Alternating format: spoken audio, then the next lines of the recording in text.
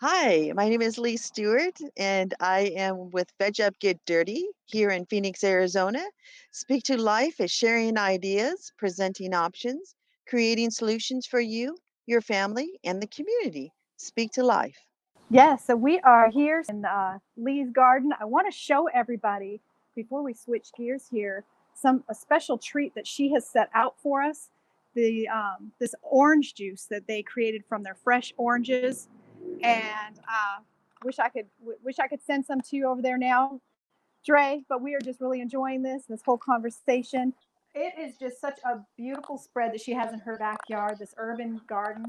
So we've been tasting some of the tomatoes. I'm gonna have to ship you some, Dre, because I know how much you love your tomatoes. And guess what? I know we were Yeah. kind of joking around about it covering up in the garden, but they do have a fig tree with some pretty big Yes, it fig is. leaves.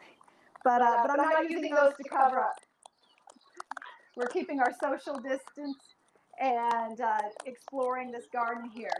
So, Lee, do you want to share a little bit? Yes, we have an urban farm here out in Phoenix, Arizona. This is Lee Stewart with Veg Up Get Dirty. And you can see a little bit in the background of the garden. We have raised beds, we have in-ground beds, we have 22 fruit trees, avocados, mangoes, kumquats, citrus trees, deciduous trees, banana trees, all kinds of fun stuff out here.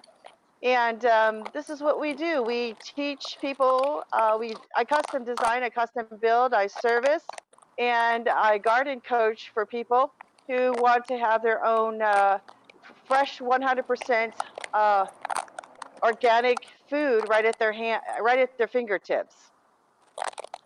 So it's quite amazing out here. We've got tomatoes and all kinds of summer stuff like corn and watermelon, cantaloupe, you name it, we've got it out here.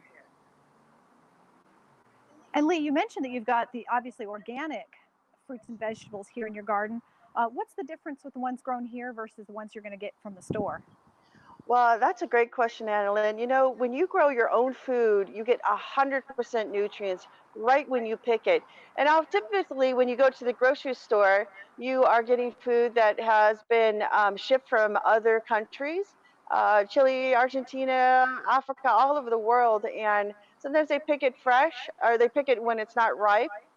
And by the time it hits your grocery cart in the grocery store, you're maybe getting 18% nutrients out of that food. It's not really fresh. And typically, when it's traveling across the United States to different countries, bumping itself through the state to state, you're typically, getting fruits and vegetables that are just not the highest quality that you could really be getting. um, Eating right from your garden is amazing in so many ways. You know, we are the sickest people, the most hungry people, and the most tired people in the nation is because we're not getting nutrients in our food. And so growing your own food helps you that it heals your body. It helps you thrive instead of just simply survive. Absolutely. And as we were going through the garden, it was amazing, even with some of the herbs that you have there. You were mentioning some of the medicinal qualities with some of the plants and herbs that you have right here at in your own backyard. Yeah. What are you seeing? What do you use the most on a day-to-day basis for your household? Well, herbs is used day to day. I grow my herbs all year round, and every morning I steep my own tea. So I clip rosemary and thyme. Rosemary and thyme, actually, if you just clip it and put it in some boiling hot water and steep it in a tea for 5 minutes, you actually are helping anxiety and depression and a whole host of other things in your system. Let us take you on a little bit of a tour so people can see a little bit more of what she has out here. And now I've got my 15-year-old son that's joined me. He's going to be a little shy, put him on camera. But he's even enjoying, he's been taste testing some of the herbs that they have.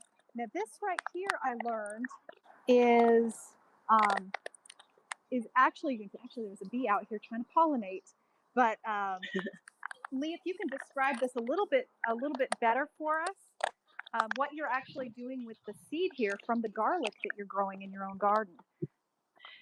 Yeah. So, Annalyn, if you're growing food and you actually let your vegetables or your vegetables bolt, they will seed, and once they seed, you can harvest the seeds and use them for the following year, year after year, and you're creating a DNA within that plant that you've planted, and next year, when you plant that seed, you'll get a bigger harvest, a more bountiful harvest, because you've created the microclimate, the DNA for that particular seed, and it will do better in your soil. It'll do better in your climate. We all live in like microclimates all over the parts of Phoenix and Arizona. So it's always good to allow some of your harvest to go to seed and then harvest that seed, so that your next year's harvest is going to be even greater, bigger, more bountiful. Can I So ask let a me ask you a question? question because that would be Rita. I'm I'm I'm sorry, Dre. I just have a question for Lee. Please. So, should Yes. I be when my son does that? Shouldn't he separate the growth from the produce that we're going to eat?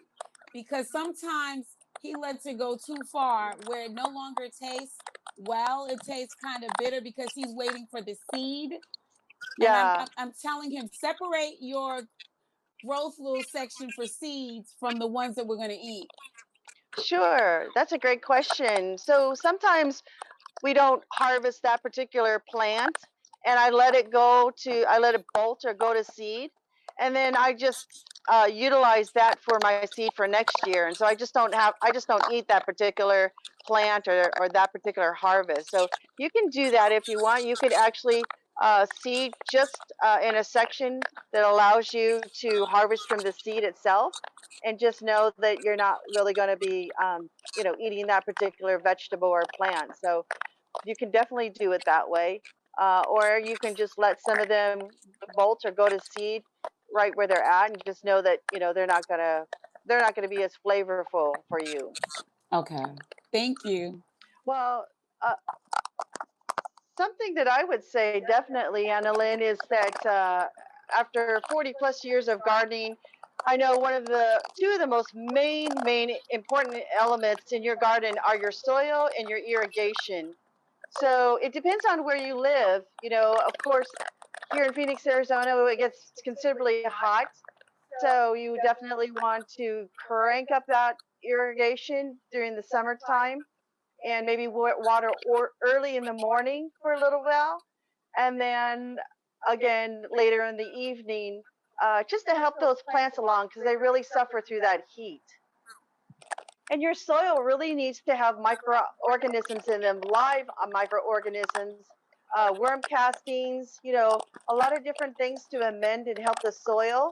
Out here, it's very different from if you live back east.